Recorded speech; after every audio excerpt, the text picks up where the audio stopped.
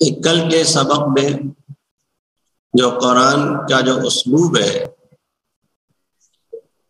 اس کی خصوصیات بیان کی گئی تھی. 4 خوبیوں کا تذکرہ آیا تھا. ایک تو عبارت کی دلکشی، رانائی و لطافت، اور آواز کی حلاوت و چاشنی، جو میں نے کہا تھا نغمگی اور موسیقی. ایسے ہی قرآن نے کا جو انداز بیان ہے وہ مقتضائے حال کے مطابق کہ کیا موقع ہے، کون سی بات کہنی ہے، کون لوگ مخاطب ہیں، کس ذہنیت کے حامل ہیں، کس چیز کو سمجھتے ہیں. قرآن نے ان تمام باتوں کا خیال رکھا ہے. بلاغت کی اصطلاح میں اسی کو کہتے ہیں مقتضائے حال کی مطابقت، اور کلام میں اس سے بہت زور و تاثیر پیدا ہوتی ہے. اس لیے جو آپ کے مخاطب ہیں، آپ کے سامعین ہیں یا قارئین ہیں، آپ نے ان کا خیال نہیں رکھا، آپ کو ان کی ذہنی سطح معلوم نہیں ہے، ان کے تقاضے کیا ہیں، ضرورت کیا ہے، وہ کس ماحول میں رہ رہے ہیں، ماحول کیسا ہے، کس چیز کو پسند کیا جاتا ہے، کس چیز کو ناپسند کیا جاتا ہے. اس کو کہتے ہیں طبیعہ یا بیعہ. اگر آپ ان چیزوں سے واقف نہیں ہیں اور بات آپ شروع کر دیں تو پھر آپ اپنے مقصد میں ناکام ہو جائیں گے. مثلا آپ اپنے گاؤں گئے، مسجد میں لوگوں کو جمع کیا، اور آپ نے طالب علمی کے زمانے میں علامہ اقبال کے اشعاروں پر مشتمل کوئی تقریر یاد کی تھی، اور وہ جا کر آپ نے بیان کر دی. سامعین میں آپ کے وہ لوگ ہیں جو کسان ہیں، دیہات کے رہنے لوگ ہیں، وہ زبان نہیں سمجھتے، تو آپ اپنے طور پر تو بہت اچھی بات کہہ رہے ہیں، لیکن آپ کا جو مخاطب ہے اسے کوئی فائدہ نہیں، اس پر کوئی اثر نہیں ہوگا.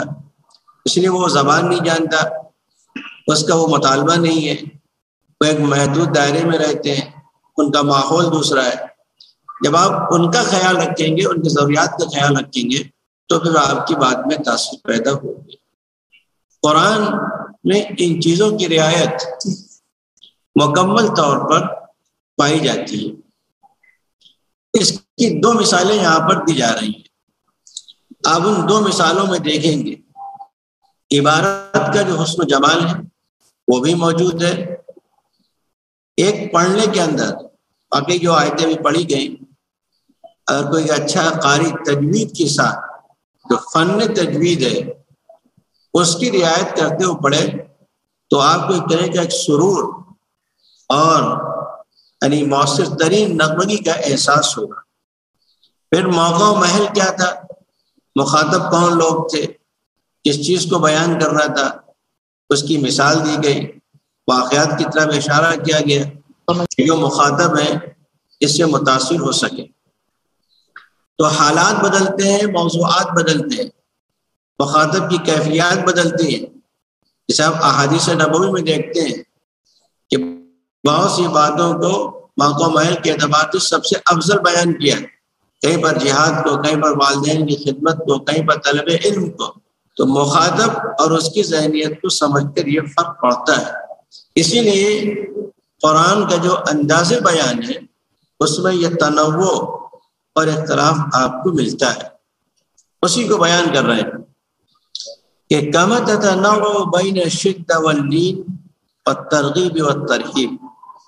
جس طریقے سے قرآن کا اسلوب بیان، اسالیب بیان میں تنوع پیدا ہوتا ہے، رنگا رنگی آتی ہے، کہ کہیں سختی کا انداز ہے، واللین کہیں بہت لطف، محبت اور ملائمت کا انداز ہے، والترغیب والترہیب کہیں انداز ترغیب کا ہے، تشویق کا ہے، بشارت کا ہے، خوشخبری کا ہے، کہیں ڈرانے کا ہے، دھمکانے کا ہے، عذاب کا ہے۔